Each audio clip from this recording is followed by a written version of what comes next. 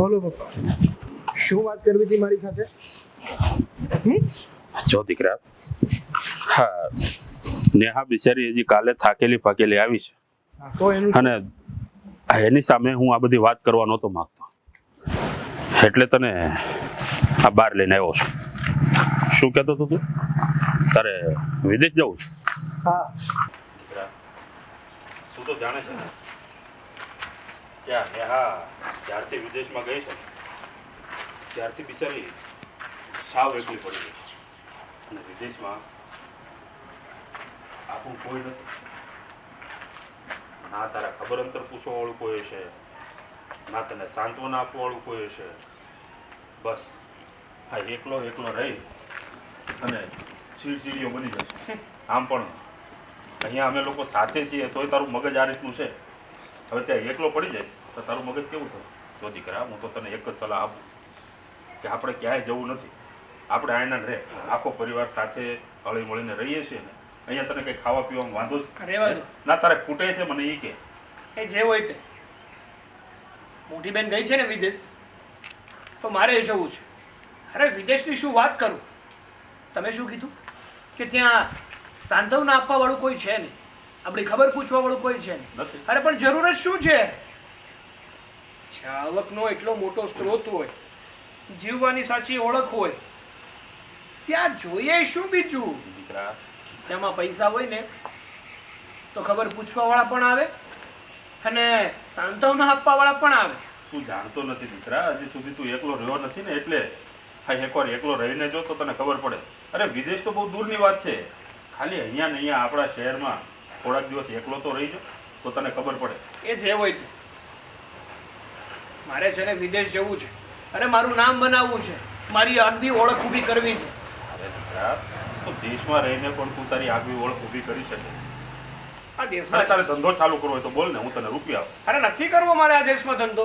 અરે આટલું ભણ્યો છું, ગણ્યો છું, વેલ સેટ થવા માંગુ છું, તો વિદેશ જવામાં વાંધો શું છે? અરે ઓલરેડી દીકરા તું વેલ સેટ છે.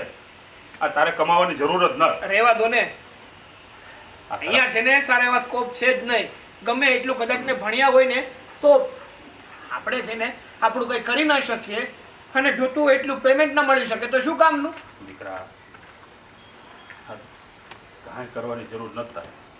અહીંયા રહીને ખાલી તું છે ને આપણી ખેતીવાડી ખાલી છે ને સંભાળીને ખેતીવાડી એટલે ભલે કરે નહીં તો કાંઈ નહીં ભાઈ, ખાલી ધ્યાન રાખે ને તોય ત્યાંથી આપણે અઢળક રૂપિયો આવશે. ખેતીવાડી કરવા માટે કે એનું ધ્યાન રાખવા માટે એટલું નથી ભણ્યો. વિદેશ જઈને સારા એવા પૈસા રળી શકું અને એક નામ બનાવી શકું ને એટલા માટે ભણ્યો છું. ત્યાં શાંતિ નથી, અરે શાંતિ જોતી પણ નથી, સુખ નથી. અરે જોતું પણ નથી. અરે બીજી વાત કહું તમને,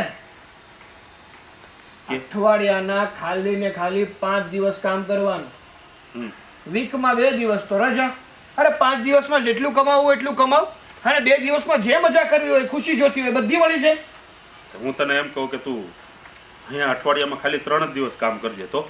ના રે ભાઈ, વિદેશ છે ને આપણો દેશ એ આપણો. જવા દો ને. મને છે ને ખોટી સલાહ ના આપો, શિખામણ ના આપો. મેં નક્કી કરી લીધું છે કે બેન જાય ને એટલે એની યારે હું જવાનો છું ને જવાનો જ છું. પણ બેનને જ નહીં જવા દઉં તો તો કઈ વાંધો નહીં, રાખજો બેનને, હું એકલો જઈશ. ક્યાં જઈશ? કોણ રાખશે તને ત્યાં? એ જે હોય તે. હું છે ને મારો રસ્તો કરી લઈશ. ત્યાં જવા કોઈની માટે- આગળ છે ને હું હાથ નહીં લંબાવું. હે, ત્યાં જવા માટે છે ને પહેલા ત્યાંથી એપ્રુવલની જરૂર પડે. કોણ આપશે તને એપ્રુવલ? મળી જશે. કોણ આપશે?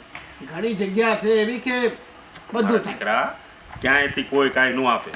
એના માટે થોડીક લાગવગ જોઈએ, થોડીક લાયકાત જોઈએ. હે, એના વગર ના થાય. અને આ બધા સપના છે ને ભૂલી જાજે. આ બધી મોહમાયા છે ને વિદેશની, એ ખોટી લઈને ફરે છે મગજમાં. મોહમાયા નથી, સાચું હકીકત છે. અને એ હકીકતમાં જ જીવું છું ને એ કરીને જ બતાવીશ ને ત્યાં તો જઈને જ દેખાડીશ. અચ્છા, તો તું એ કાન ખોલીને સાંભળી લે.